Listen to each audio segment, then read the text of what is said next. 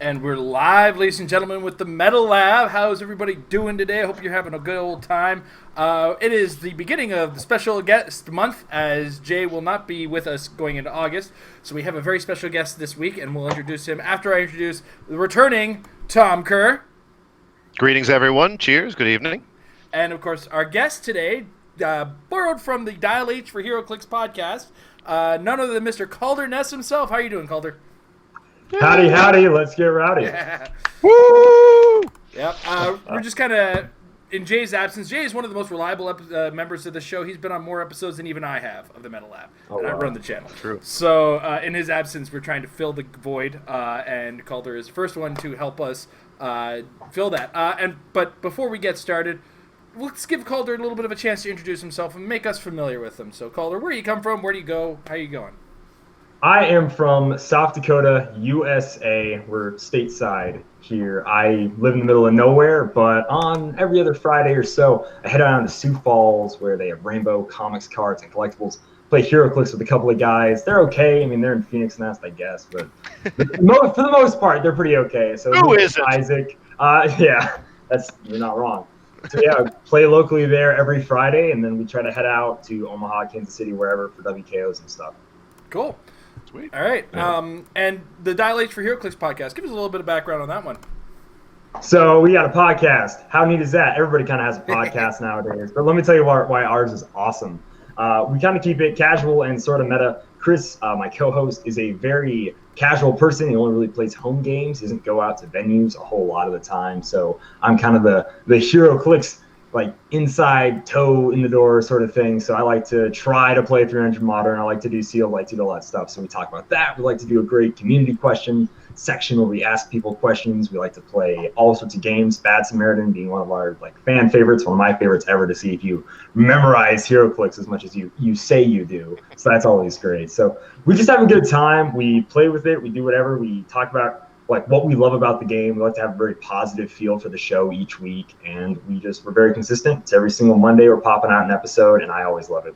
Awesome. Great. I got to say, Bad Samaritan is one of my favorite games to play alongside when I'm listening, and I actually got a chance to play it live once with myself and Amber, so that was a good time. So again, thank you very much for joining us this week, Calder. Absolutely, and my pleasure. One of the things we like to do when we start the show is we talk about how our week in HeroClix has been. And we're going to start with Tom. Tom, what you been up to in the game of HeroClix lately? Really, honestly, not much. I mean, if you expand week to include 2 weeks, then quite a lot, because I was down at US Nats, and that was great. The last week has been really quite absent of HeroClix. There was the great roller coaster ride that was the Canadian Nationals. Yes, I can make it. No, I can't.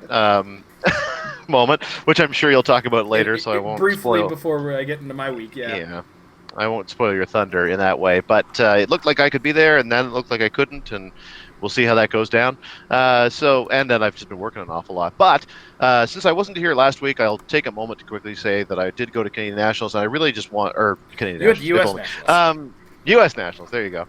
The big one. It was a great trip. It was a great time. Met a lot of great people and saw a lot of great people that I know very well. I did want to give a huge shout out to WizKids and Kenny and the whole team that put together the event. It really, if you've ever been to one of these, I would say, super HeroClix events, like 100+ HeroClix person HeroClix event, and you didn't go to this one, I can't fathom how to best describe what a smooth and seamless experience this was by comparison to some of the others that we have had. And I'm not trying to cast any shade in any other times. I mean, it's a very hard thing to wrangle that many people playing a game, especially in a convention setting and stuff like that. There's an awful lot going on in the whole building, and then there's an awful lot of HeroClix going on. There's a lot of people, a lot of different sort of emotions in the room and stuff, but this was an profoundly well-run week of just HeroClix love. It felt like a world's level event. You call it US Nats all you want, but I, as far as I can tell, was the biggest. I think it was bigger than Philly in terms of sheer numbers. If not, it was very, very comparable. And a lot of the real HeroClix Illuminati were there, along with a whole bunch of new folks that I'd never met before, but I was super excited to have a chance to interact with. There were side events that were super fun. There was one fantastic one that I went to on the Wednesday night that was super well run. That was the Ultra Chase Thanos super event that you may have read about on the Majestics. That was a great time. The teams was a great time because it always is. The singles was an awesome time. They gave it proper proper time to do its thing. 5 rounds of Swiss and cut to top 32 is an awful lot better than 4 rounds of Swiss and a cut to top 16, I'll tell you. So I remember that one. yeah. So I just I don't feel the need to go into the whole experience in great laborious detail. If we come back to it, then that's great. If not, just let it be said. It was a really great tribute to this community and this game that it ran as well as it did, and it had so many people that were had so much heart, and so I really, really appreciated the opportunity to be a part of it, and wanted to thank everyone who was involved for that opportunity. Awesome. All right, awesome. Calder, you get to follow that up. Oh, geez, that's tough. I'm just gonna say it really quick. I was there as well. I agree 100% with everything you said. You got it spot on the money. This week we did 300 practice, and I'm like, I really want to play these con exclusives, but they're not legal for the next tournament, so we're just not practicing with them yet. So we're in this weird rotation, and then no con exclusives, kind of nook right now, and that was fun. I tried to play Kang. That didn't work at all like how I wanted it to. So we're gonna glaze over that. Then we had Devin Adams with Happy Little HeroClix did an online tournament this Saturday. There were all sorts of great people that showed up. So it was a cube setting, so you can only play Black Panther, Captain Marvel, and what was it, Rebirth? They're the only 3 sets you could build from. Those are also the only maps you could play on, which really sucked. Really not a great time. But I got 4th, like, woo, just outside of prizing of top 3. Made fellowship, so that's okay. But no, I had a great time. Got to play against Alex Hughes, who's always a joy. Steve DiCarlo, I believe, took home the win, and then I played against Simeon Bruce, and I just had a great time. I like playing. This is the first time I ever played in online tournaments because I'm too lazy to do rocks, I guess. I just don't make time for them enough. But it was a Saturday, whatever. It all worked fine. I had a great time. That time, Kang actually did pretty well, so I was very happy with myself on that one. In this even slimmer of what I have to actually play against, Kang's doing great, so I'm enjoying that. Awesome. It's good. What do you build with Kang? Oh boy, let's not ask that. So there's no secrets to the trade. So I did for the Black Panther Illuminati, kind of basically only use that set. Right. We did like Astronomer. Was because we just lost connection briefly. Oh no. Oh, sorry about that, folks. So it's all right. So Tom had asked Calder what his Kang team was. Okay. So for the Happy Little HeroClix like cube, it was just Kang and Aim Red. I went with the Mind Gem, and then we had Astronomer and the 85-point super rare, not super rare, just rare Spider-Man. And that was awesome. I really enjoyed that. Just because, by the way, you're like, hey, he's like 30 points off. That's because I had Everett K. Ross too. Totally forgot about him. So, yeah, so that was that team. It performed really well. I'm really enjoying Kang just a lot. And then for a 300 modern before Con Elise are legal, I had a Kang with Earth X Iron Man build. So we were burying up, and then we were throwing out time markers, taking damage, and aim white to kind of heal up. It didn't do super great. Didn't perform as much as I wanted it to. I might try giving Kang different equipment. We'll have to see here in the future, but that's kind of what I'm rolling with right now. That's cool. I really like that Kang. I love the ability to pop around. I think there's some great ID shenanigans to be had with him too. Like he's both making the attacks and popping out to do the call-ins when people don't expect it. Right. I love that. Mm-hmm. Nice. Myself, I didn't get out to any tournaments. I spent more of this week planning to go to play HeroClix than I did playing HeroClix. But we did get a lot of practice in this weekend. On Saturday, our good buddy Aiden, who we're planning on going to Montreal with, he was in to practice with us. And then this Sunday, we were joined by Emily, Jay, and Devin to come practice with us. You actually did that thing. The thread on WhatsApp eventually got so large that I couldn't keep track anymore because my brain is too small. So I was like, I hope they get to do it. Yeah. So it ended up being like Jay drove them all over, and unfortunately Devin only got 1 game in, but myself and Amber each got 2 games in. Amber got 3 because Amber's playing the team that I put on Into the Mind of Madness, the Medusas. So it goes one of 2 ways. Yeah. Those games don't take long. Yeah, those games don't take long at all. She's getting very comfortable with the team, which is really good. Myself, on the other hand, my skin is crawling trying to play in this current metagame, and I'm trying to. I think I have to step away from everybody else's stuff. I've been trying to net deck, right, and I'm just not comfortable with it. I don't like the teams. It's like I kind of understand them. I do have to learn how to stop putting Trader wide, like right in the open. Right. But for that matter, I do have to either start coming up with my own ideas, which does lead into our topic later. But before we get into that, I do have to start with a correction into last week's, because last week's episode, we talked about Canadian Nationals being the weekend of July 27th. Well, that is actually absolutely wrong. We'll just show the HC Realms thing here. Here we go. It's not actually HC Realms. Just the scene I have. Here we go. Canadian Nationals is still in Montreal. It's still at the same Best Western location, so that is all the same. But what is changing is the date. It's actually the weekend of July 20th and 21st. Like Tom said, unfortunately that changed whether or not he could or couldn't come. So sorry, Tom. I love you, and I really want you to be there. I know. I'll be there in spirit. You better. You know what? Tom says this all the time, and then all of a sudden he shows up like the morning of. Because he's also you're pre-qualified, aren't you, Tom? I am, yeah. Yeah, that'd be cool. But I'm afraid that that's a little bit of. Done it before. I've done it before. It's just not a little piece of magic that I'm going to expect to be able to pull off this time. Anyway, so this is the weekend of July 20th and 21st, not the 27th and 28th, like it was originally posted on this Facebook page. This link is down below in the description. So that's the event that we've been getting ready for. And with that said, the topic today, as Tom raised to me, as I've been begging Tom to look at my teams, and I think he was just disappointed in everything I was doing. He was like, "We should talk about having what you do when you're building in this kind of meta." To be fair, I was having dinner. It wasn't. It didn't mean for it to come off like I can't even talk about that now. No. I'm presenting as though I was giving you bad ideas and you want nothing to do with them. But that said, specifically, I have been stuffed by this meta, and I'm finding it kind of stifling. Like, I'm overwhelmed by what I can't play, because personally, I've been comfortable for the past 3 years in a semi-open meta where I could just play these bystander tokens and, try to squeak something out, be competitive in the game, not necessarily lose, but not necessarily win. And now there's a team that just exists that just says, no, you're not playing this game. Yeah. You know the team I'm talking about too. So we're looking for solutions in this matter, and I kind of have my own, because I've been here before. I've been in this situation, and Tom jogged the memories, like, oh yeah, I've done this before, and I know how I get out of it. But Tom, what are your you presented the idea? What are kind of your thoughts on dealing with this kind of thing?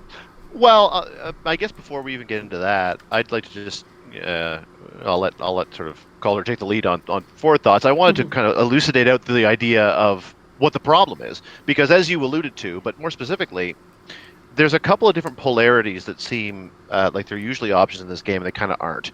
A pure swarm team is a very difficult thing to pull off in a vulture heavy meta, and I expect that we are going to see more vulture moving forward, because anything that dies to 4 damage or less, they don't even need Arc Arms. Anything that dies to 8 damage or less, as long as they can get the Arc Arms, then Vulture has the ability to just chew through it with enormous numbers.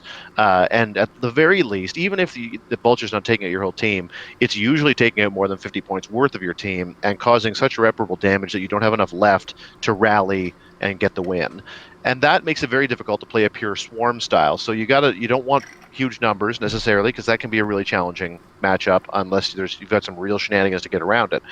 On the other side, one-man armies are almost unplayable at this point, because if you happen to be able to run into a Kobik Trader setup, then they will simply token you for the game.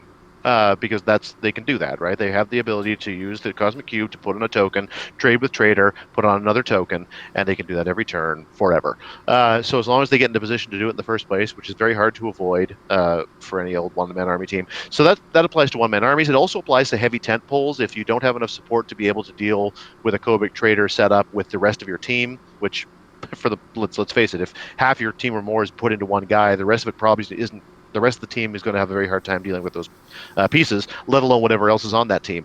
So the two ends of the spectrum are both really hard to even think Almost about. impossible. Almost Yeah. impossible.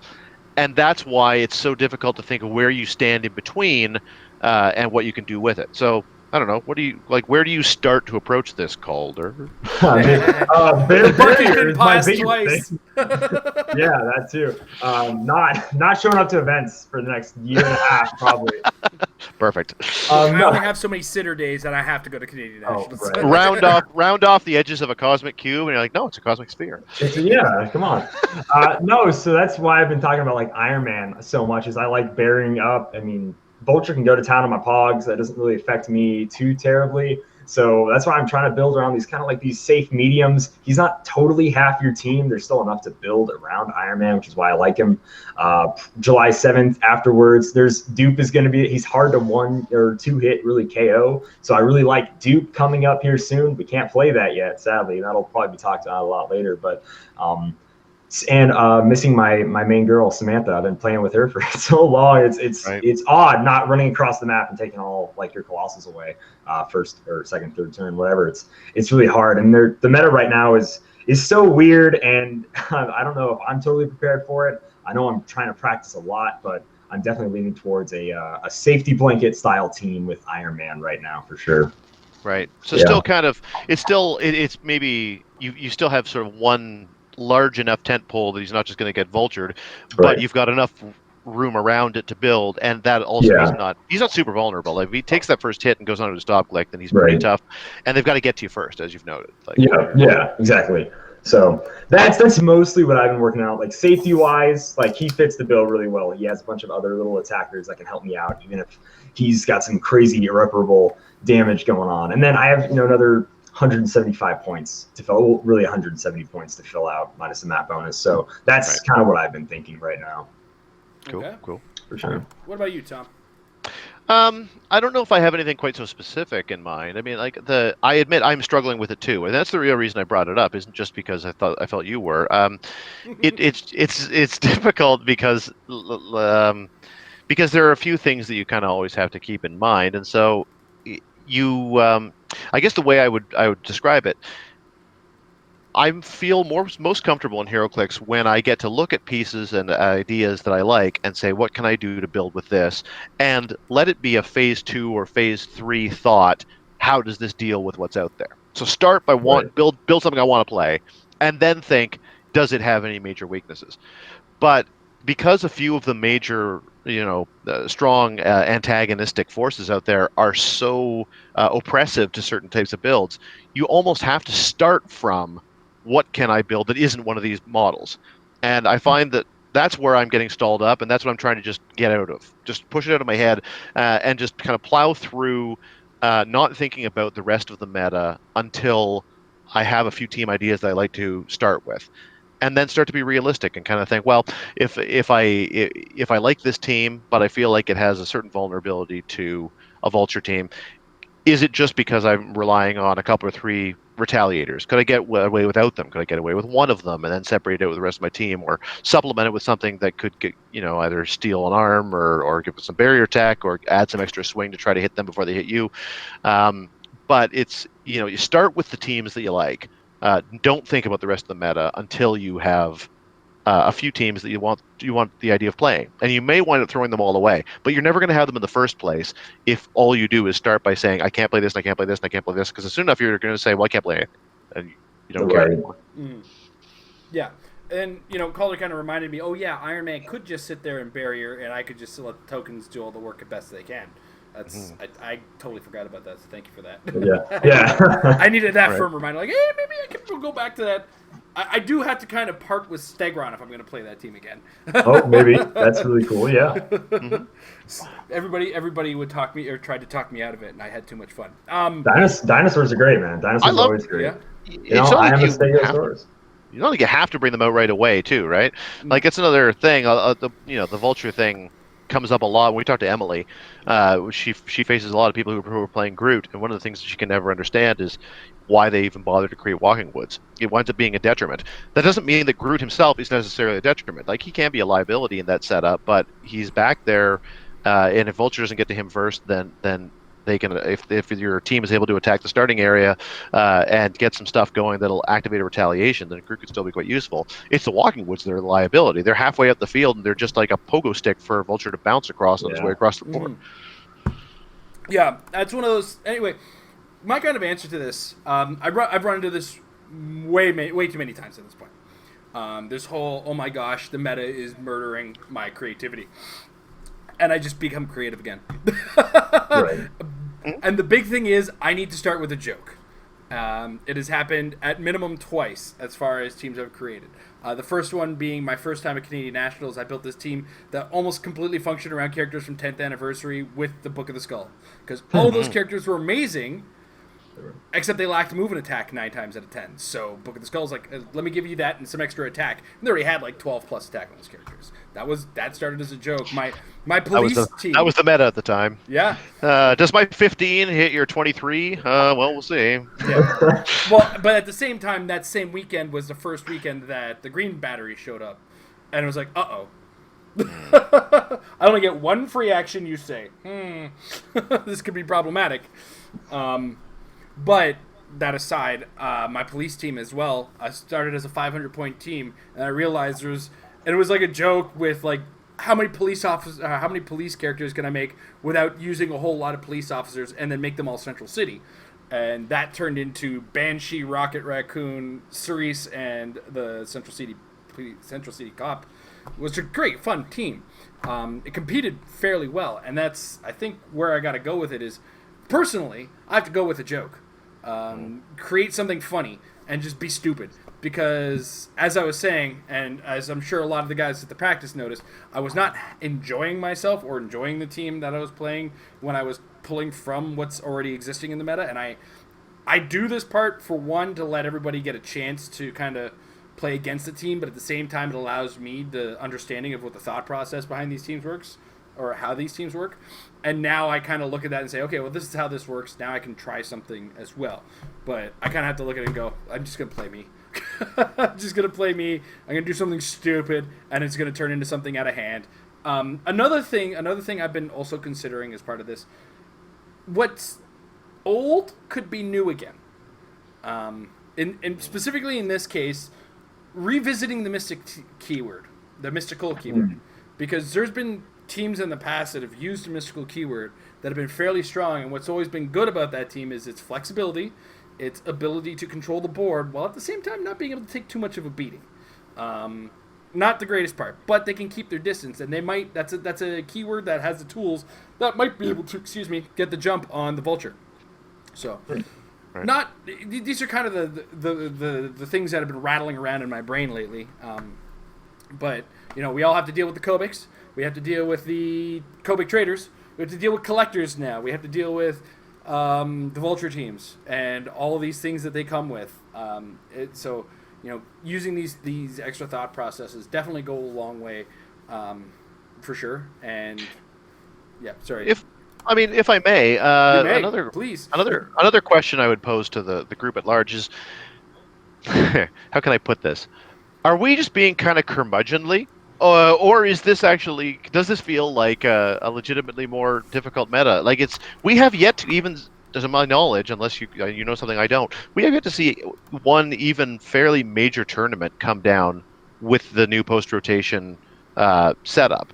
Like, we saw a lot at US Nats that will continue on forward, because there was a lot of it that wasn't reliant on old tech, but there was lots that was, and I don't think that US Nats in and of itself is a great example of what sort of the new meta is. So we're inferring a bit based on what we see.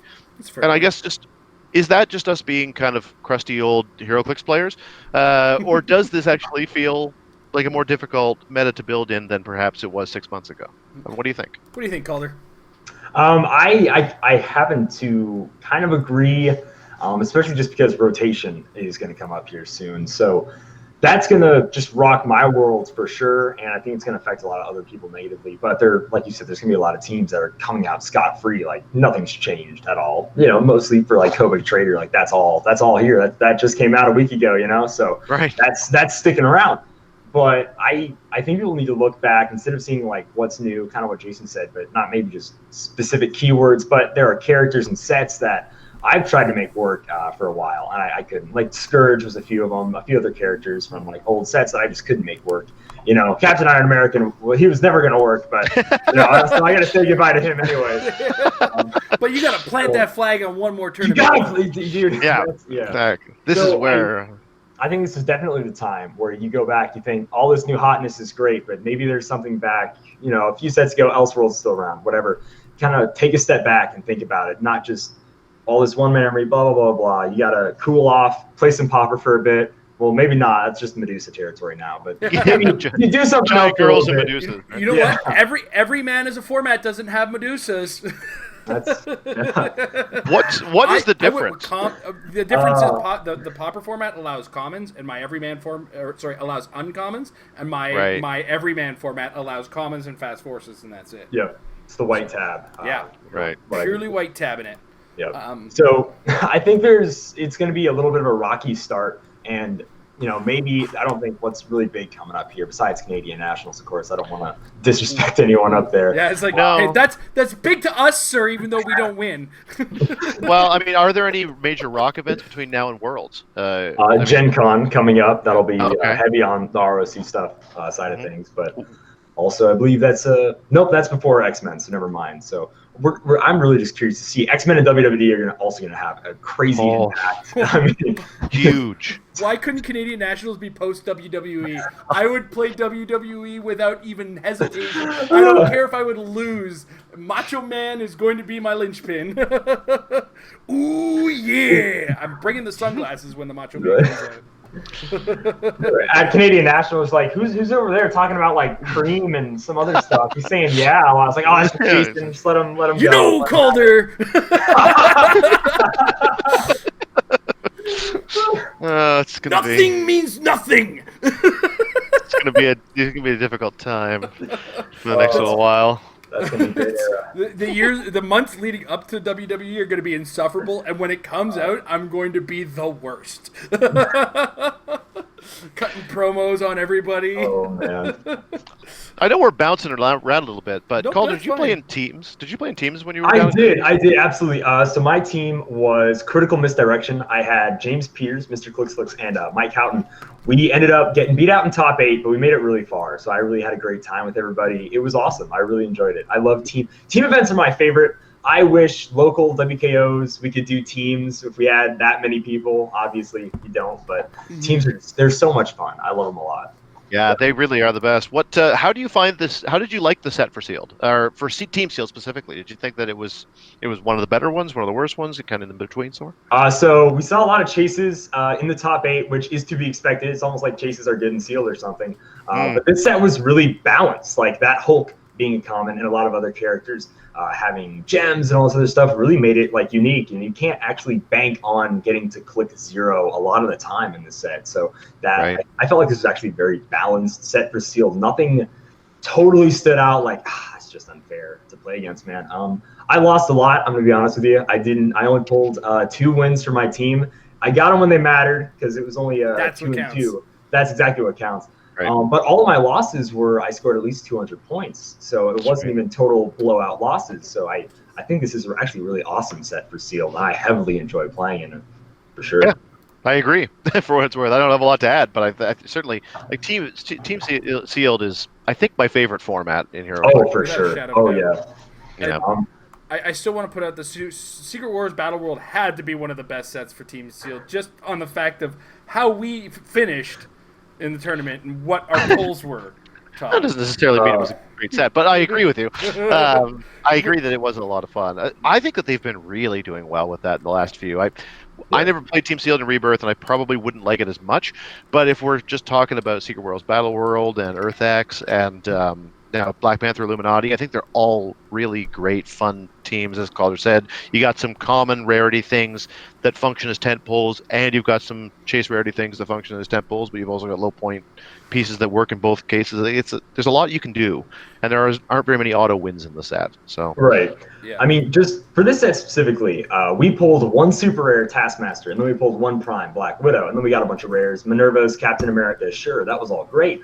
But even then, it's not like we pulled a whole bunch of super rares out of our 6 boosters. So even though we only had a super rare and a Prime, we still made a lot work and get top 8. So I think rarity-wise and how everything's power scaled in this set, it's just awesome for team events for sure.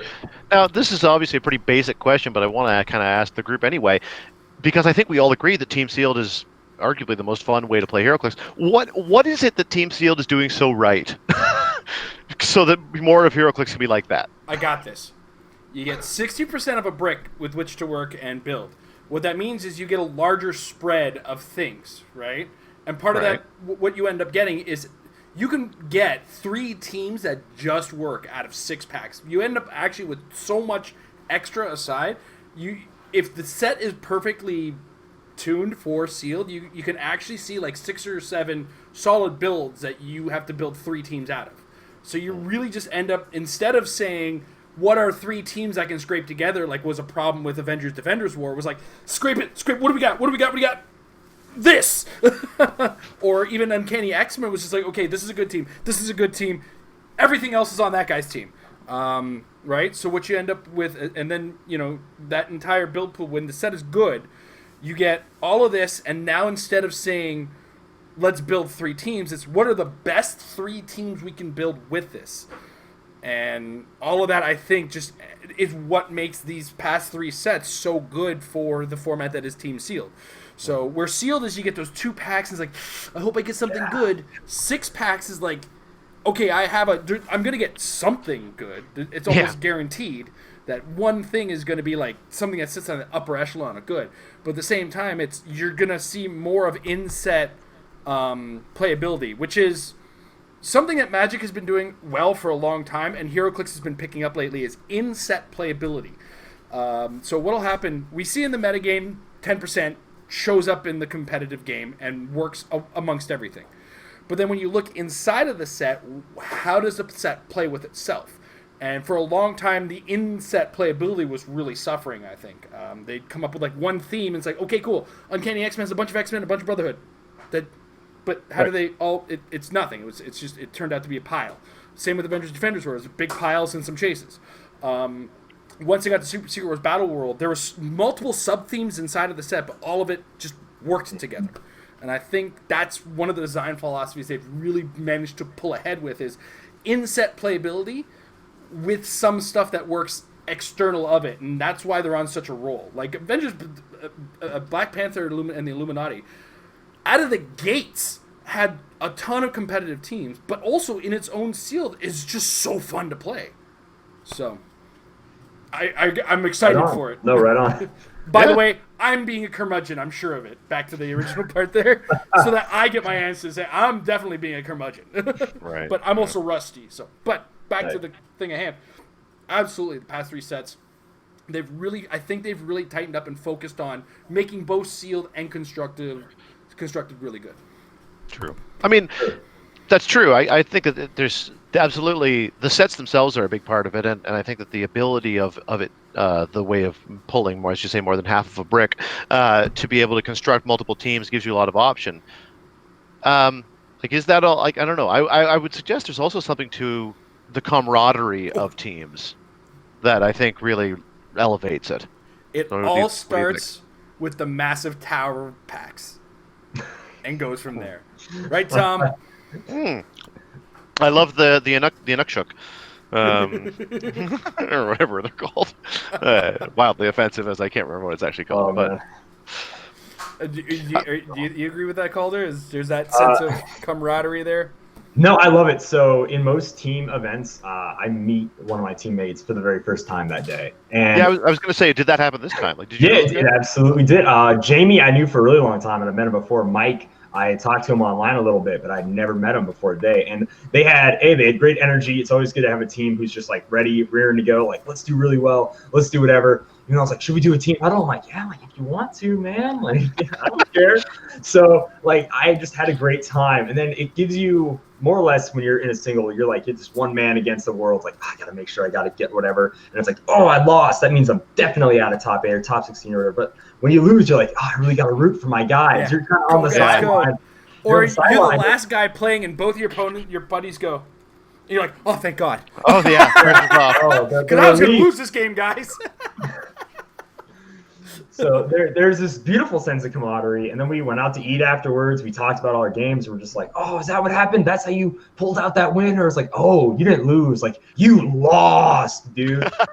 So, like, I love it. Anything where it brings more fellowship into the game, I'm always there. So, yeah, team events are just A-okay for me, man. Yeah, I agree. It's amazing how it's elevated the experience of going to these large events.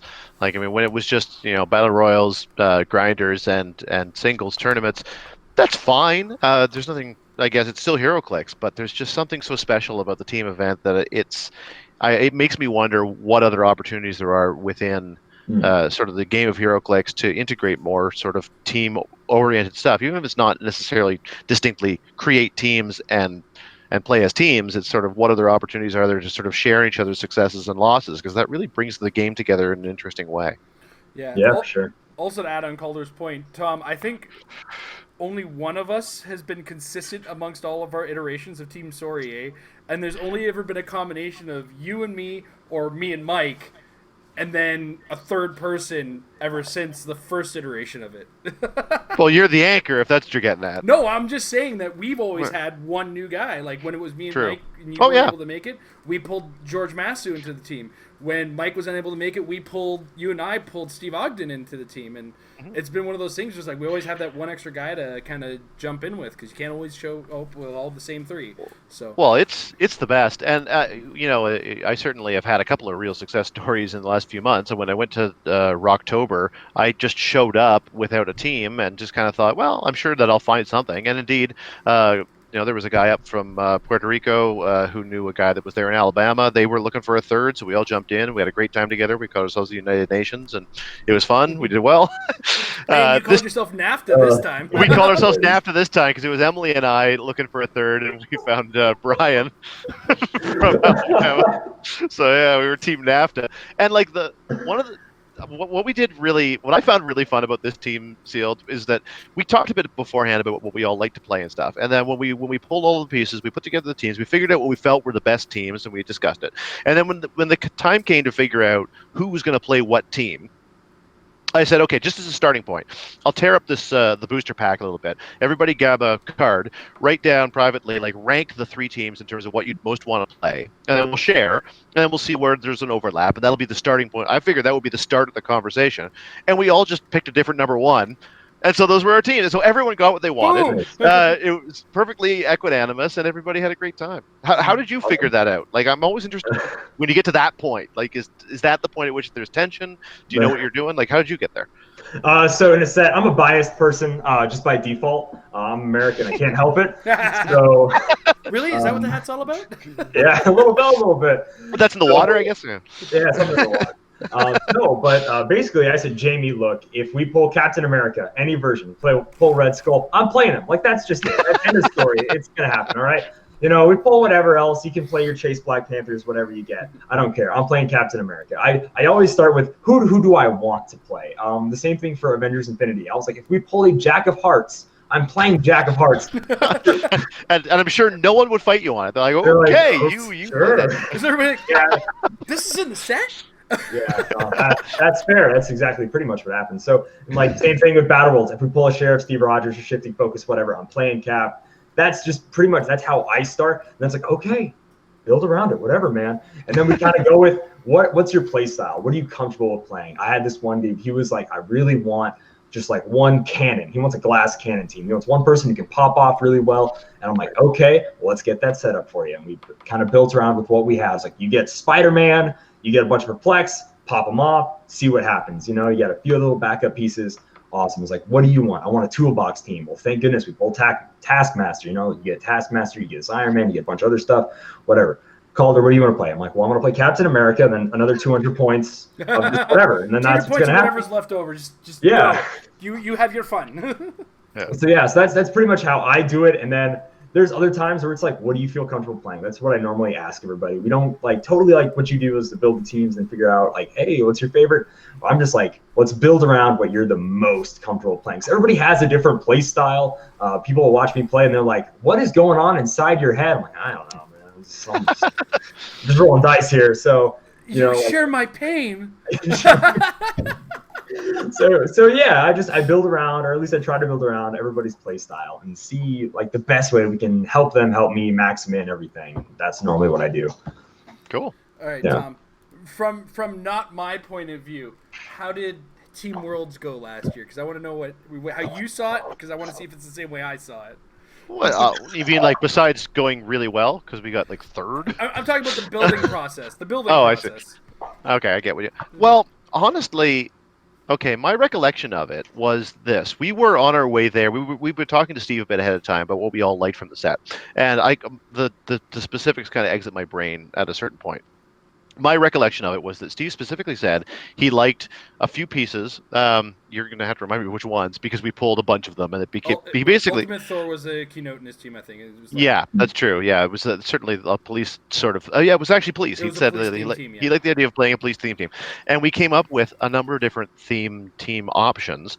But one of the most viable was a police team that included like 2 of the 3 pieces he said that he'd like to play.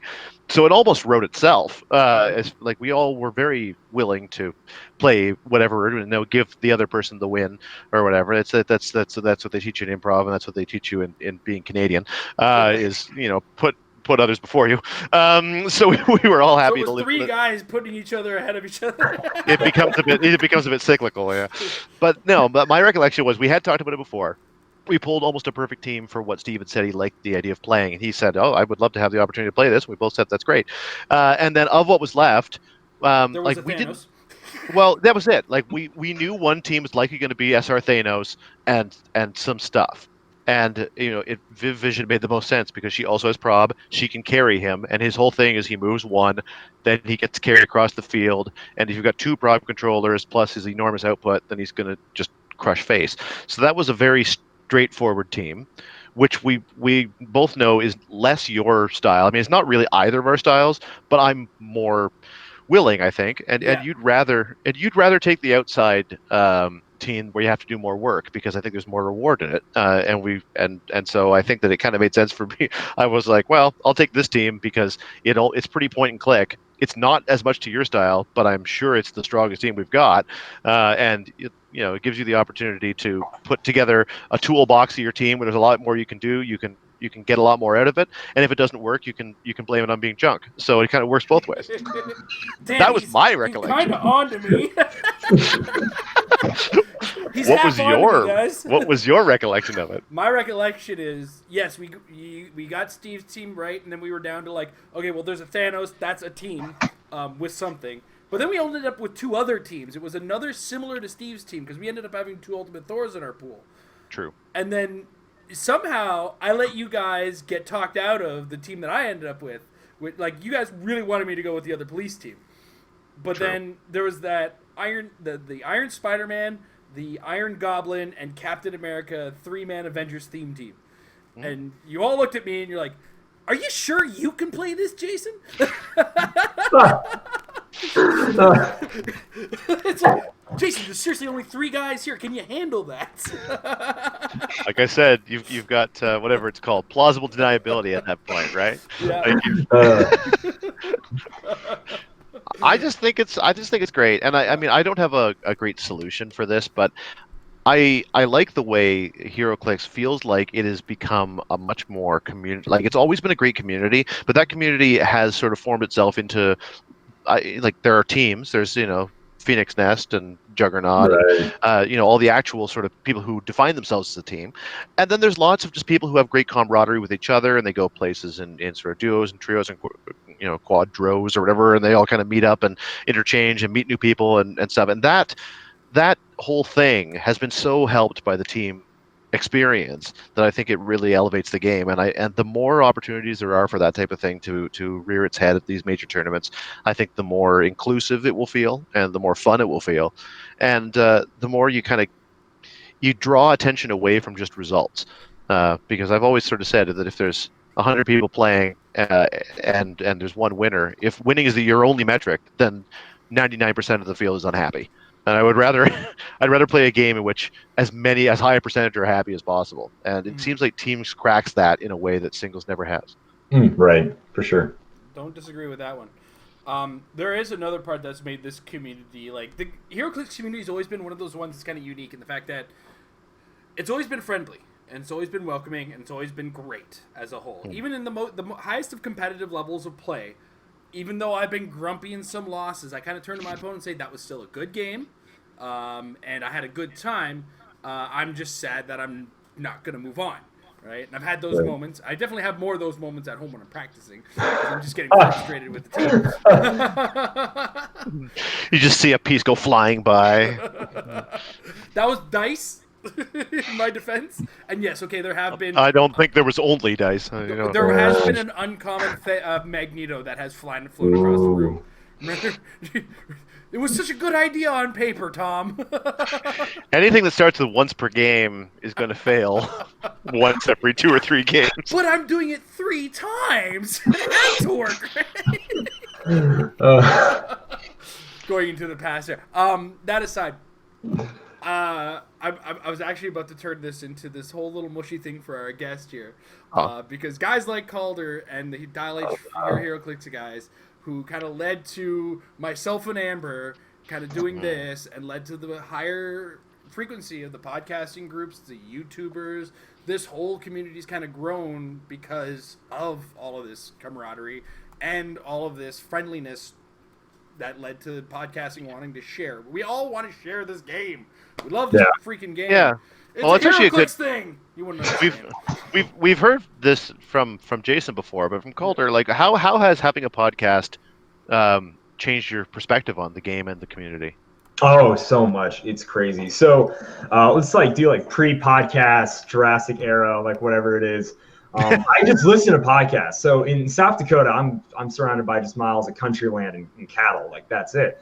And I'm the one little ranch hand over here who likes playing with plastic superheroes. And everybody else is like, "What's wrong with you, man?" So I'm out.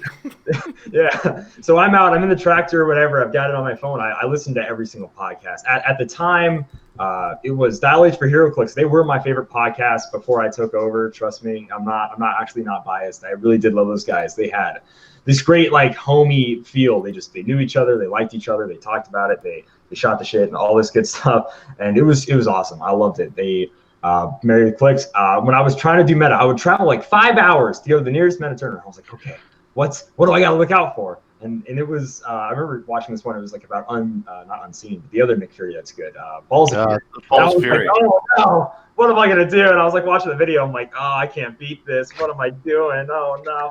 So I'm rubbing my temples, and I'm like, what do I have no idea. So before I was the you see that picture where it's the kid who's laughing, and then all the other kids are on a popsicle stand or whatever, and they're all laughing. That's what I was doing with podcasts. I was like, haha, I'm there, but I'm not. I'm on the other side of the glass.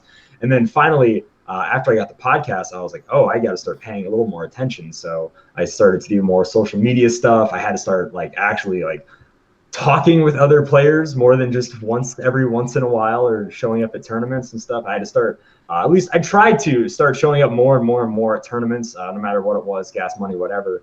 So I just wanted to be there. I wanted to promote, us and do what we could. I wanted it to be yo, look, we're the new hotness now, old name, new style, whatever. I was going really hard in the paint. So I was going Omaha, Kansas City, all these places. I was trying to show up more. Now I play almost every week. And I get this really good feel of the community that I was always lacking because I would play once every 3 months. Before that, for the first 3 or 4 years of my HeroClix career, it was just play casually every 3 or 4 months and then not totally understand how the game works. And now I'm whoa, I'm actually playing in summer events and I'm making every single event actually happen. Wow, I'm showing up to things. That's really cool. So I'm like I'm loving it. I love the turn it all took after I joined the podcast, and you get to hear everybody's feedback and why they think the same reason I did about podcasts, where it's like, hey, your podcast is really awesome. I don't get to play every week. You get to keep me up to date. You have this really good sense of fellowship and community in your show. And like that just touches my heart. I'm like, oh man, the fact that I can give someone the same amount of joy that I had felt for so long watching all the content creators, YouTube channels, all that stuff. I mean, I was so happy. So for sure, the podcast has brought me so much closer to the community. You know, like for the first time last year, I went to Origins. I would have never done that if I hadn't like had the podcast or went to all these other tournaments and stuff. So I'm really happy with all the opportunities that it brings, the people I get to meet. Sorry if I'm ranting too long here, but no. This is what we do on this show. You fit in perfectly fine. Like I met so many people that were like, hey, I really enjoy your show. I can't believe you like whatever, all this stuff. I'm like, wow. Someone likes to hear my voice talk about this. Okay. I mean, it's beyond me, but I'm very happy about it. So yeah. I love it. I seriously, I wouldn't trade it for the world. I was so happy that like whatever fell into place where I answered the right tweet and it was like, you want to be on the show? And I'm like, I'd love to be on the show. And then it's like, you want to keep being on the show? And I'm like, yes, 100%. I would love, yeah, absolutely. Why? Let's start with that. How about, I was like, let's do it. So, I got very lucky. I'm very happy about it. And I love it. I'm like eternally grateful for this community, podcasters, just everyone. It's awesome. Awesome. Yeah. Except for Edward Shelton, except for that guy. For that. Yeah. He should just start over. I just want to point out, I love Edward, and I've had him on the show several times. And I can't pretend. He may have to replace Jay on one of these episodes, so Tom, kind of keep it over. Ooh. I seriously, I love Edward so much. He's actually a really good supporter of the show and everything too, and I love the guy. So I just threw that in. I gotta throw jabs every once in a while. Of course, Stay humble. Yeah, gotta have your jab. You gotta have your fake podcast competitors or whatever, right? Yeah. And you can't call it Aries because he'll call you back. Yeah. Oh yeah. Oh shoot. Actually, I'm gonna call it Aries because I'm inviting him on the show next week anyway. So actually, no, it's not next week. I think he's the week after.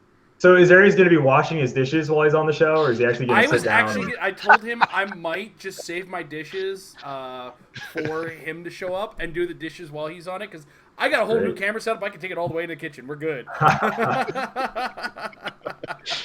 I love Aries. I'm actually really looking forward to the next couple weeks where, like, it's not that I'm going to miss Jay because I have a ton of questions answered. And the dead air that gets caused when nobody knows the answer to a question. Like, someone's got to ground the credibility of the show from a rules perspective. I mean, like this whole show goes back to entertainment without Jay. So just love you, Jay. Shots fired on the wrong podcast. Oh, come on! I pick on Jay on the show on a regular basis. Yeah, oh, yeah, he's used to it. But yeah, it's such a great community. It's good to see. There's something for everybody nowadays. I mean, if you like the naughty language and everything like that, it used to be us. Go somewhere else now, unfortunately, because that YouTube money exists now. I guess, kind of, sort of. I don't know. Scarce, but existent. It's scarce, but it's there. And we try to keep it a little cleaner. But Dial H used to be my go-to for the smack talk. Dude, so those guys, they no filter most of the time, and it was crazy. And I mean, I've listened to some episodes where I was like, wow, they went there. Okay, cool. And then we started, and I was really, really timid. This is the first time I've ever been on a podcast. I'm like, I don't know if I want to go like that far. Like, I might make fun of people, but I don't know if I want to do that. So I started with that, and then we got a Cool Stuffing sponsorship. And it's like, well, we need to watch our language anyways. I'm like, I'm actually totally okay with that. You can have a good time and still stay clean. So I'm super like A-okay. But sometimes it's funny to hear someone like throw out an F-bomb, and that's always great. Like that's why I watched the Deadpool movie. It's like, oh, see, this is the same thing I like in superhero movies, but all of a sudden it's just a little funnier for some reason. So yeah. I'd dig it. You know what though? When I'm on somebody else's podcast and they let the filters down, let me tell you, it's almost like a relief. Like, okay, I'm sorry, but I got to do this for 5 minutes. And if it was on this podcast, it would be just like, or dead air for 5 minutes. Oh, shit. I think my last real unloading was a shots fired one, because there's been one comment that somebody made about an unboxing video. I think it was a Rebirth unboxing, and it Still has on. gotten under my skin since. And I don't Sure know has. why. We're I don't still know on this. Why I let it happen? And I'm like, every time it's like I got to bring this up, and it's like every time somebody hands me something now, it's just like, well, look at this. This is the rich getting richer. You leaned over and said that in a local casual sealed game we were playing when I pulled well. The rich get richer, am I right? So it's like, oh look, Tom got a chase. There's the rich getting richer there.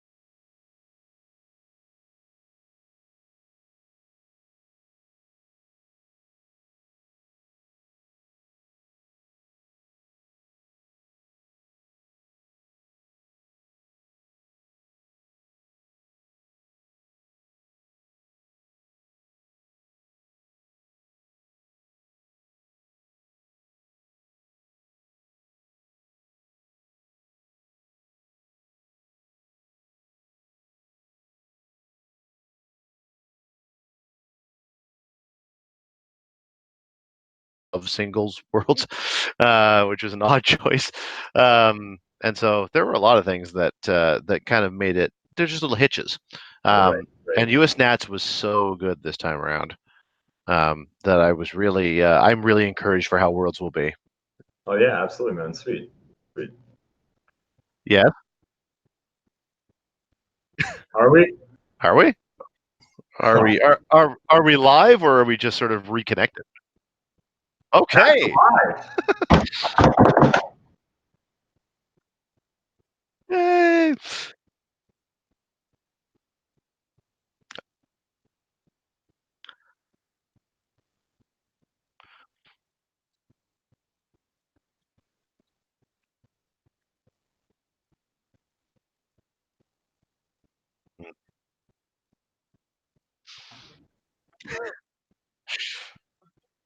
Fair. I look forward to seeing the edit. Let's do it. Flawless. Oh, is this just going to be 2 videos? Well, Oh man. well, that's why people have a bar at the bottom. That's true.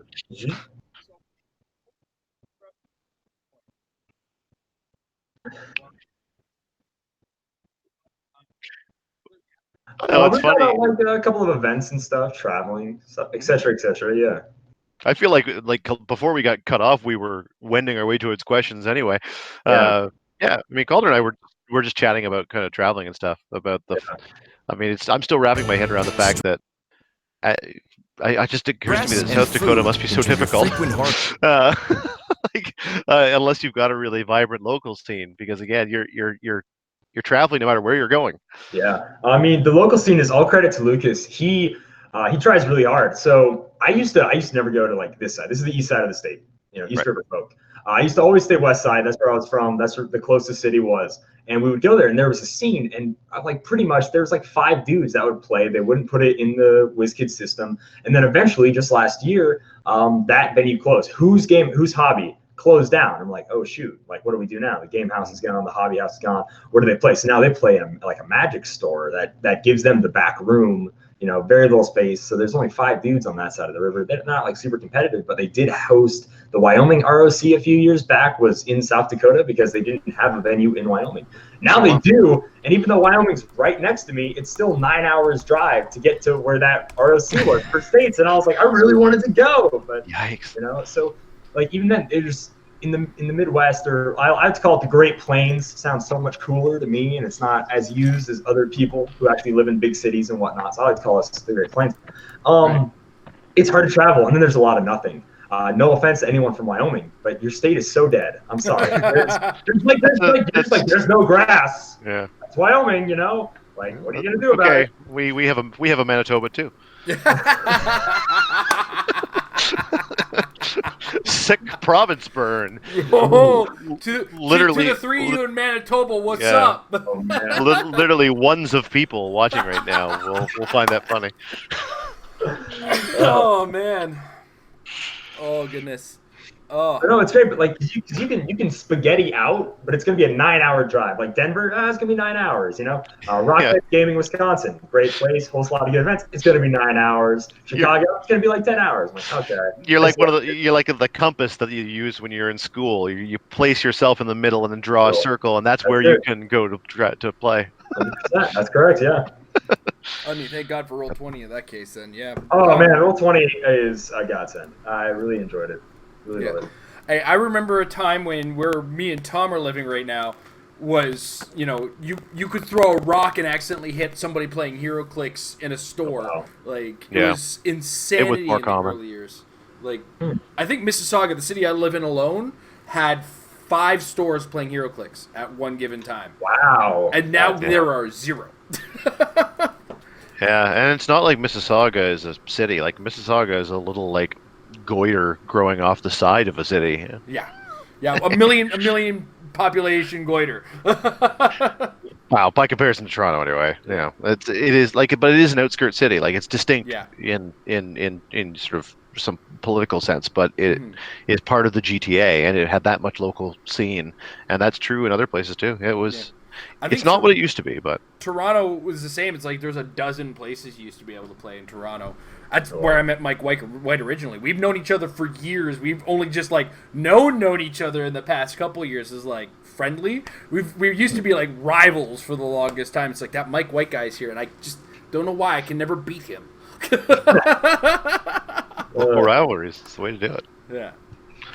Well, at least for his side. It's like this guy thinks he's good, and he can't just keep beating him. What the hell is this? Why is he so happy he just won this game? I don't understand. It's great. It was a long streak that broke eventually. All right, so now we're back to life. We're just kind of wrapping into that end of the show where we're kind of moving to the fan questions. So if you're live in the chat, put big capital letters question in front of your question so we can see it in the chat. If you're still with us. If you're still with us and you haven't left us, some are with us. They actually pointed out that my mic was muted when I came back, so whoops, sorry. First time for everything. Yeah, right. First time today. But we're gonna hope that Facebook finally loads this community page, because I know we had a question on the community group. But before I get to that, speaking of community, I want to thank our folks over at patreon.com/MarriedWithClicks who help support us every month. Your support goes a long way, and we're getting very close to our next Patreon Hangout, which is actually going to be July 7th, which is going to be the Sunday. Tom's being like, am I available for that? I'm going to check if he is. Probably, yeah. Probably. All right, so I might have Tom for that one. And that's going to be, once again, the most populated Patreon Hangout, because they're sick of me and Amber. But you can check us out, patreon.com/MarriedWithClicks. Any valuation gets you access to that, along with our Patreon-only Discord, where you can chat with us, talk teams. There's a lot of really good players in there. Speaking of Lucas, I think Calder just mentioned him, Lucas Van Hollen. He's one of the members of our Discord. So I hate that guy. Okay. No. He just released an article. If you check out our community page, he just released an article talking about the Click Stop podcast, and he's been doing a series of articles talking about the movers and shakers in the world of HeroClix. So check that. Okay, well, I'm expecting an article then soon, buddy. Yeah. You'll get a double volume. Oh yeah, sure, I'm sure. How many volumes do we get? Half of we get a byline in one. We get an appendix. Maybe it wasn't in. Maybe it was in the actual Married with Clicks fan page. Jesus, come on, Jason, get your life together. I know there was one question from our Alpha patron, Mr. Michael Fedor. Excellent. Yeah, the man himself. He's been with us since the beginning of the patron program. Oh, right on. That's awesome. Yeah, we love Mr. Fedor. Not that. Just we appreciate his money. Appreciate anybody's money for that matter. Hey, if you're in chat, and you want to throw a super chat, you have my undivided attention for a couple seconds, minutes. Oh, I am not too big to admit money is good. No, it's awesome. Hey, it enables the game amongst other it enables the game, the addiction. I also like to eat food every once in a while. Turns out that costs money, I hear. Yeah. So yeah. Tom needs to borrow something. I need a collection that Tom needs to borrow off of. Tom's been borrowing off of me a lot less. I'm wondering if he's got his own collection or another source. Well, probably a combination of both, and sometimes we can't make our own national events. Yeah, sorry about that. I wish you were coming. Okay. What is the usual attendance for Canadian nationals up there? I'd like to say it's somewhere in the 40s. Right I think that's fair to say. I think we're pretty close to 60 in the building. Oh, nice. But we end up with 40 finally qualified by the end of it most of the time. Yeah, I think it's usually counted in that number. Okay, sweet. In all the ones I can think of. Yeah, it's good. It's good turnout. Like Jason said, that's the number of people in the tournament, and there's a few extras usually playing battle royals and stuff like that. So it's not U.S. Nats, but it's not as small as one might think, considering the fact that our country is 1/10 the size. A lot of Americans usually make it, which is one of the reasons why we've never won. Yeah, population-wise. Yeah. Canada's not small physically. It's a huge, it's enormous. Yeah. Yeah, there's a lot of space, just nobody lives in it. Yeah, I mean, who would though? I mean, really, not Canada, but just freezing cold. It's just I think 80% of the population lives within 80 miles of the U.S.-Canada border. Makes sense. Just feeding off of that heat from the bottom. Yeah, I mean, there's a lot of Manitoba out there. So I think we vamped our way into the questions here, guys. It finally loaded. All right, and it is Michael Fedor. And his first question involves, our friend Kalder as well in that matter. Sweet. At least his opinion on the matter. Should individual HeroClix communities be supportive of each other instead of competing against each other for views, or for the best interest of growing the game as a whole? I think it goes without saying, if you're part of one of these communities, the community of fans when you're looking for the views, as it were, everybody should be supporting everybody to a certain degree. So I can't think of a single podcast / YouTube group that doesn't have its own fan community page. And it's like, share your videos if you want in mind. That's what it's there for. That's the open forum.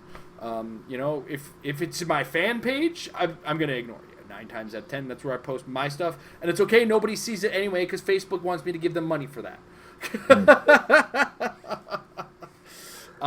But I think to a certain degree we should all be kind of keeping each other up because the game's not big enough for us to be catty with each other yet. Yeah, I agree there. So true. I was kind of talking with Tom during the dead space there. Yeah. Every podcast out there, you think we're all competing. Not really, because every single one is different, like in its own way, which is awesome. There's really not a lot of overlap in the themes of the podcast or even the tone a lot of the time. So like there's a podcast for everybody. There's a content creator for everybody. There's all sorts of YouTube channels you can go to. If you just like purely want to learn about the game, whatever, there's the tabletop teacher. Like there's all sorts of just great resources in community. Now like a quote unquote real life person wise, I know some stores will have events on the same day as other stores just so they can try to get players over to them. That is no way to have it. Work together, folks. If their event's on a Saturday, put yours like the next week or maybe on that Sunday. Give people a chance to go to both stores. Like we want the community to grow as much as possible. I don't know if there's anyone out there who wants it to shrink as much as possible so they can be the only one and the best player in HeroClix in the world. I'm like, well, okay, king on top of the mountain with no subjects, but sure, So I want it to grow like as much as possible. I want HeroClix to be just huge. That's what I want. So there's no reason not to have a great sense of community. We're miles away from being a large enough community that competition is anything other than detrimental. I think that competition between individuals can be fun from the perspective of it's nice when people kind of have little rivalries and things, but that's a different thing than trying to compete for market space. I mean, the market space is a lot like the physical layout of Canada.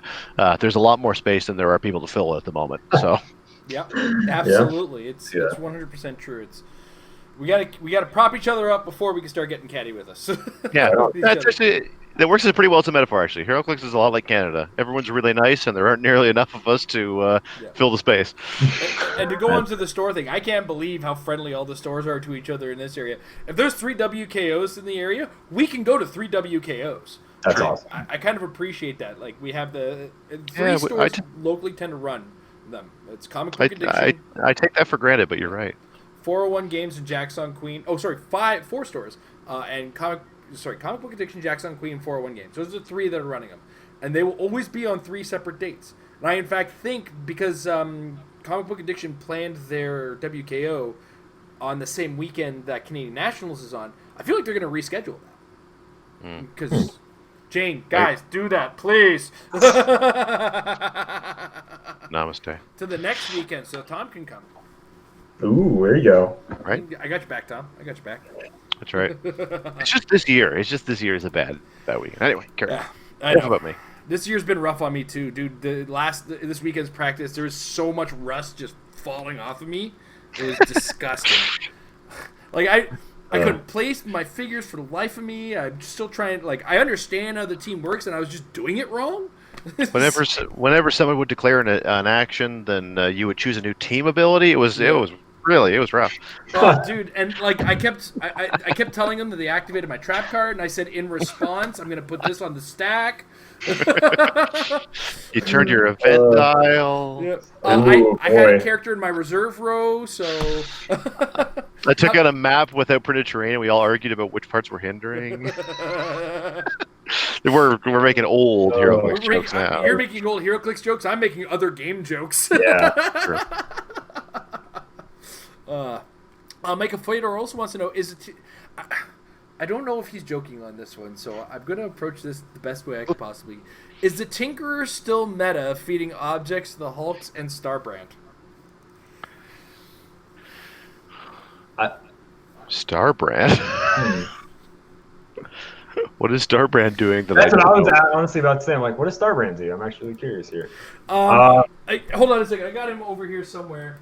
I'm sorry about the Tinkerer thing, man. I hope you're having fun with him. He was really good and sealed. I know that for sure. Yeah, you know what? I believe this could be a local meta situation where Could be. I mean, sure, if locally he's giving you a problem, then yeah, he's gonna. I mean, he's not gonna stop giving you the same problems he's already been giving you. But when we look in the area of the competitive meta, we haven't been seeing either Starbrand or Tinkerer or a Hulk for that matter. Well, I don't know. Hulk with Extra Specs is pretty awesome. Hulk with Captain America Resilient is pretty that awesome. Hulk doesn't even have super strength, does he? Well, you can still take light objects. I mean, you're still making close attacks. I think that Tinkerer is viable. I think that the other side of the skull train station map, I think, is another way of generating some objects for free that only cost 5 points, although maybe not quite as dynamic. I love the fact that the Tinkerer starts with an 18D if memory serves. He was always hard to KO easily in the field. Full powers. Stealth is awesome. And that Fast vs. Hulk does have super strength, indeed. And then it's the trait that's quick. True, So that's pretty cool. Okay, cool. At least it makes it even better. Did you? That was the coolest thing I'd ever seen. Did you see Calder at US Nats that somebody was playing that Hulk with Korath? I'd never seen that combination before. Oh yes, that's a deadly. Oh man, that was insane. I made a terrible mistake when I was playing that team against it one time, and I was like, "Oh, this is what that does." Okay, Was the first mistake not reading the cards? Yeah. Do you know what he does? Like, for all those listening that don't know, Korath has an effect that says when an adjacent character hits, then after resolutions you can move them 1 square. And so the idea is that you make Hulk colossal using Heart of the Avengers Wasp, and he just carries Korath with him. So he jumps across and he quakes within 3, and he hits. So he moves 1 and he quakes for free, and he hits and he moves 1 and he quakes, and this continues until the game is over. That's amazing. Oh, it was bad. Oh boy, that's really that's fun. like poor man's Vulture, right? Because that's like slightly cheaper than the Vulture team. Yeah. Yeah, that's really it's good. I think it's a great little start there. So That's so good. that's nasty. Yeah, try that out. It was jarring when I was like, Korath, what a nerd. What are you playing Korath for? What is And this? I'm like, oh, that's why. Okay. You're sitting there like, I just. Do you lost even a play game this game? What? Where'd my team go? I just sat my dice down. I'm like, all right, okay. It's a good game, man. Yeah. I didn't see that coming, and I deserve what's about to happen to me. Yep. Super, super fun. All right. All right, so next up, Happy Little Hero clicks in the chat. I don't see anything else in the question chat. Nope, okay. He wants to know, is there anything to the Green Lantern team ability and the LE Mr. Terrific? I can't think of anything besides Blue Boomerang Ninjas to taxi around. Ooh. Well, I mean, I don't know. Yeah, I can take that having played Mr. Terrific quite a lot. I don't think the difference is that substantial. I mean, I think that the reason why you'd want to put them together is the idea that the rule of 3 becomes the rule of 1, and therefore, with Green Lantern team ability, you're only modifying your movement -1 to carry up to 8 people. But considering the most you're ever modifying is -3, it's not that big a difference that I would spend 50 points on that and that alone, unless I'm misunderstanding what the concept is. I think that Mr. Terrific has a lot of merits, and certainly blue boomerangs are great. But one of the great things about blue boomerangs is they all have enhancement. So you are by nature limiting their effectiveness if Green Lantern's carrying 4 boomerangs, but they can only ever enhance themselves +1 damage on their free attacks. So I think it's I love Mr. Terrific, and I think the idea of Mr. Terrific, if those 2 squares are the difference between you hitting an Alpha Strike and not, then maybe go for it. But I don't know if that's the perfect application for him. What do you think, Calder? Oh, I've got no opinion on the matter, absolutely at all. I hate to say it, but I'm like, Mr. Terrific, yeah, he sure is neat. That's about as far as I went in with that guy. Now, sorry. I do want to kind of take this Green Lantern idea and run with it, but not run with the blue boomerangs. Let's talk Medusa for a second. Oh boy. Is there a world in which we put Mr. Terrific and say Lockjaw and 4 Medusas together? I guess why is Mr. Terrific there? Is it just I guess a 13 movement is better than a 11 movement. I don't know. Well, and also it prevents defense stacking, right? Like that's the great thing about Mr. Terrific is the Medusa team isn't doing a whole lot of enhancement or empowering of each other generally, unless there's aim guys on the way, which there often are. But if they're not, if they're just kind of dealing with their own numbers, then Mr. Terrific can certainly, it's the difference between Unimind being a 19 defense and being a 21 defense, and that's a pretty big difference. So there certainly are merits to it. But again, I just don't think that he's a great one for those sort of cross the map taxi type teams, because he's either staying at home, in which case you're paying 50 points for the effect and nothing else, or he's coming with, at which point he's getting KO'd. He's too soft. I think you need to find a balance with him. I've tried really hard and I have not succeeded yet, despite that being what I played at Nationals. I think ultimately the big problem that I see with it, and I've been saying it now this is the year I've been saying it a lot, is we don't bring the stats we want to play with. We bring the stats we want to increase. I think I said it first with Edward Sheldon, where I said nobody plays with the stats we brought. Our whole goal is to get them to astronomical numbers. For sure. It's what the metagames have been about. I mean, like, look at the year of the Book of the Skull. The year we call defense doesn't matter. If you look at the ubiquitousness of like Star Foxes and Harley Quinns on ID cards and stuff, for sure. Yeah. So, I mean, I'm not gonna lie. There's something there in what you're thinking. I don't think the root of the blue boomerang or the Medusa, or in this case situation like the Green Lantern or the Mr. Terrific always seemed like a good idea when you're feeling down about the fact that everybody's got huge bonuses over you. So you want to turn it into as much of a dice game as you possibly can, in which case you have a lot more faith in your dice than I've ever given my dice. Well, it's funny that Calder was talking earlier about that Iron Man at 125, because I've had a lot of fun playing him with Mr. Terrific. I mean, that's the starting point of a scientist team. Yeah. And that's not a team where you're necessarily looking for an awful lot of stat modification. It's more you're kind of staying at home, barriering up, and letting other people do the fighting for you. And if that's your take, then Mr. Terrific can be good for that. Mm-hmm. Why could Isaac not be a scientist? This is bollocks. I know. Now you got to make a robot team. Oh, so much work. Well, you say that like a couple years ago, and we're laughing at each other. Now robot. Yeah, there are some slim picking. It could work. There's some good ones. Yeah, there's some decent robots that just I have to give it another good solid look because I know I was at one point going to play Isaac Iron Man versus the Stegron Iron Man scientist team. Ooh, okay, right on. Yeah. Get some Tri-Sentinels on there. You got a party. Yeah. It's a robot party. I'm still sticking to that map. Like, I love that Iron Man map for them. Just, Beautiful. I find the board control and the board state control you get out of putting them out in the middle of the map is just so strong. All right. That covers it for questions. Look at this. So, Calder, is there anything else you wanted to say before we So let good. you go? Thank you so much for the opportunity, guys. I really appreciate it.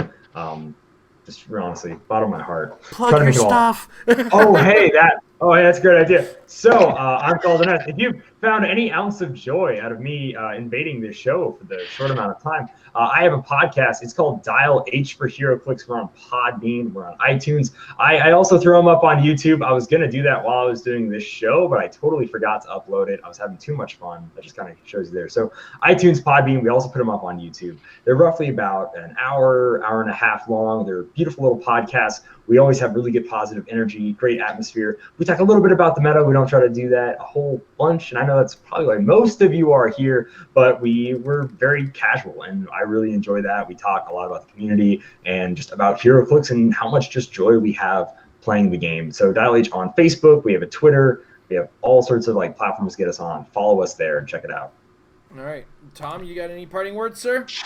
No. I think it's a great time. We're in the swing now. Canadian or U.S. Nats is done. Canadian Nats is on the way. Worlds is thereafter. Rocktober's thereafter. Like this is the prime time to be playing competitive. So get that practice in because Oh wait, that's you later. Okay, go ahead. Don't you be taking my outro, sir.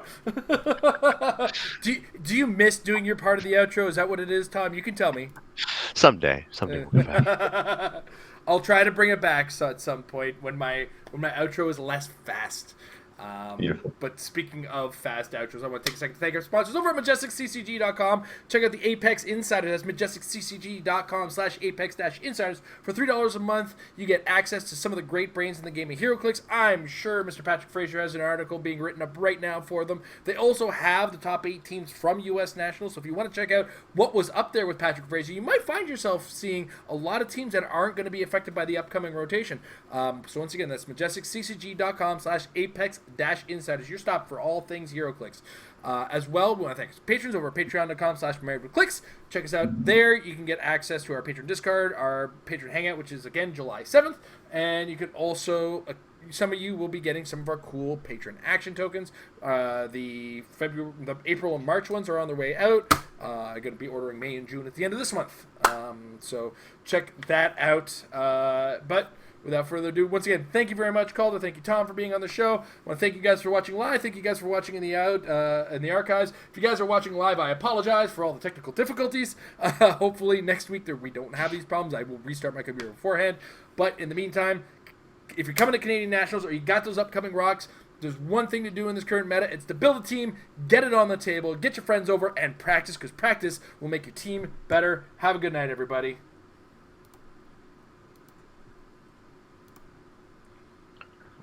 And I want to make this as awkward as possible. I totally forgot to load up the music when I restarted the computer. Nice. Yeah, those don't even know that we don't hear the music. I know. It's 45 seconds of awkward staring until you tell us that we're out. I tell you that we're out, and then you guys wait at the music. We're all quiet, waiting for Jason to start talking. Once Jason starts talking, okay, then we're live. We can go. Yeah. I gotta change the Streamlabs OBS so we can just click a button and we're good. We're falling apart at the seams here. I'm all about falling apart at the seams. You're the best.